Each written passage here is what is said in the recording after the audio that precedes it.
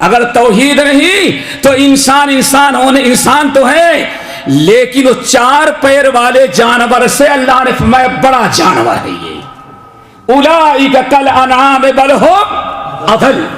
واقعہ یاد آیا، ہمارے مشائخ سنے ہوں گے، مثالوں سے کبھی بات کچھ زیادہ سمجھ میں آ جاتی ہے۔ حافظ عبدالعزیز رحیم آبادی رحمت اللہ علیہ، سارے لوگ جانتے ہیں کہ حسن البیان کتاب ان کی بڑی عالی شان کتاب، کبھی آپ لوگوں کو مل جائے تو ضرور پڑھیں، اس کتاب کا مطالعہ کریں۔ ایک تو کتاب بڑی اچھی تھی، بڑی عالی شان تھی، اور اس پر سونے پر سہاگا یا نور علی نور یہ ہو گیا کہ علامہ شیخ الحدیث محمد اسماعیل صاحب گجرانوالہ رحمۃ اللہ علیہ نے 50 صفحے کا مقدمہ لکھ کر چار چاند لگا دیا۔ کتاب بڑی زبردست ہے دوستو، مطالعہ کرو۔ اس کتاب کے مصنف، جیسے آج آپ لوگوں نے تقریر رکھی ہے، اجلاس کیا بہار میں ایک جگہ گاؤں کے اندر، سارے اس زمانے میں موٹر نہیں تھی، گاڑیاں نہیں تھی، اور روڈ نہیں بنے تھے۔ آدمی ہر عالم سے پوچھا گیا آپ کیسے پہنچے گے گاؤں تک؟ کسی نے کہا ہمیں تو بھائی ایکا مل جائے گا تو آ جاؤں گا، ٹھیک ہے، ان کے لیے ایکے کا انتظام۔ کسی نے کہا آپ کیسے آئیں گے؟ کہا بھائی مجھے اگر گھوڑا مل جائے تو میں آ جاؤں بیٹھ کر کے۔ سب لوگوں نے کہا، کسی نے کہا ہمیں اونٹ چاہیے۔ اجلاس والے بڑے فراخ دل تھے، ہر عالم نے جو سواری مانگی الحمدللہ انہوں نے سواری کا انتظام کیا۔ مولانا حافظ عبدالعزیز رحیم آبادی کی باری آئی تو کہا یہ بوڑھا مسکین گھوڑے پہ بیٹھے گا، گھوڑا کہیں بھگا تو نیچے گر جائے گا، ہاں اس لیے گھوڑا اور اونٹ نہیں، اگر ڈولی کا انتظام کر دو تو زیادہ بہتر ہے۔ ڈولی جانتے ہیں نا؟ شاید نئے لوگ نہیں جانتے ہوگے۔ ڈولی کا انتظام کر دے تو لوگوں نے کہا ٹھیک ہے، تو ڈولی میں کم سے کم 4 آدمی چاہیے، اور ہمارے یو پی وغیرہ کا دستور تھا یہ کام ہندو کرتے تھے، مسلمان نہیں کرتا تھا۔ بہرحال انتظام کیا، 4 غیر مسلموں کو، ہندوؤں کو اکٹھا کیا۔ مولانا روڈ پر آئے، روڈ تک بس پر آئے، وہاں ڈولی لے کر کے تیار تھے، مولانا کو بیٹھایا اور لے کر کے چلے۔ درمیان میں ایک گاؤں پڑتا تھا بڑے اجٹ قسم کے مخالفین کا، ہاں بڑے اجٹ قسم کے لوگ تھے، وہ سب یہی صاحب ہر چیز قرآن میں، ہر چیز حدیث میں، مولانا کو بڑا تنگ کرتے تھے، حافظ کو بڑا تنگ کریں۔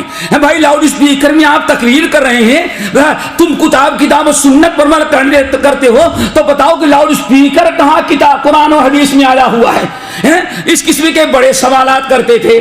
گاؤں والے منتظر تھے، جیسے مولانا پہنچے وہاں گاؤں کے علماء ٹوٹ پڑے 50، اور حافظ عبدالعزیز رحیم آبادی رحمت اللہ علیہ، اللہ ان کی قبر کو نوروں سے بھرے، فوری طور پر ڈولی اٹھانے والوں کو روکا اور ان سے پوچھا مولانا آپ اہل حدیث ہیں؟ الحمدللہ اہل حدیث ہوں، اہل حدیث کا داعی و مبلغ ہوں، اور آل انڈیا تقسیم سے پہلے جو کانفرنس قائم کیا اس کا میں ذمہ دار ہوں۔ خوب للکار کے بتایا۔ کہا اہل حدیث کس کو کہتے ہیں؟ کہا جس کا سارا عمل کتاب و سنت پر ہو۔ کہا سوچ لیں، ہر عمل کتاب و سنت پر؟ کہا اللہ ہاں ہر عمل کتاب و سنت پر۔ کہا سوچ لیں، سمجھ رہے تھے آج مناظرے میں ان کو شکست دے دیا ہم نے، اب آج سے کتاب و سنت کا نام نہیں لے گا، اب مقلد در مقلد ہوگا، ہم سے بھی بڑا بن جائے گا۔ شیخ حافظ صاحب نے کہا نہیں، ہم سوچ رہے ہیں ہمارا سارا عمل الحمدللہ کتاب و سنت پر ہے۔ مولانا سوچ لیں کہیں ایسا نہ ہو ابھی اترنا پڑ جائے۔ کہا بولو کیا بات ہے؟ کہا اچھا بتائیں، اللہ نے فرمایا قرآن میں والخیل والبغال والحمیر لترکبوها زینا، 3 سواریوں کا تذکرہ تو اللہ نے قرآن میں کیا ہے، گدھا، خچر اور گھوڑا۔ ہاں آپ اگر کتاب و سنت پر عمل کرتے ہیں تو یہ آدمیوں پر سوار ہونے والی دلیل کتاب و سنت سے پیش کریں۔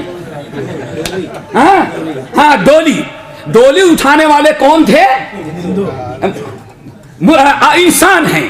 اب آپ بتائیں گھوڑے گدھے اونٹ کی سواری کا ثبوت تو قرآن سے دے سکتے ہیں، لیکن آپ جس پر سوار ہیں اس کو تو انسان اٹھائے ہیں، اب آپ اس کی دلیل دیں۔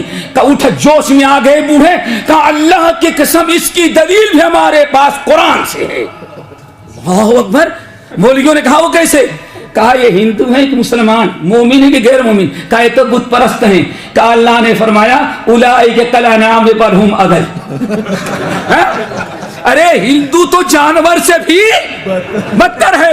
اللہ کے بندو، یہ تو ہم جانور پر سواری جائز ہے اور یہ تو جانور سے بھی گرے ہوئے لوگ ہیں۔ اللہ اکبر۔ یاد رکھو انا فتحنا لک فتحا مبینا ہوا، اور سارے لوگ پیچھے ہٹ گئے اور کتاب و سنت کی دعوت کی وجہ سے پورا گاؤں الحمدللہ اہل حدیث ہو گیا۔ میرے بھائیوں تو یاد رکھیں توحید ہی وہ چیز ہے جو انسانیت اور حیوانیت کے درمیان جدا کر دینے والی ہے۔ ثم اگر کوئی آیت نہ یاد رہے تو سورہ 3 کی آیت میں نے پڑھی کیا؟ ثم رددناہ اسفل سافلین۔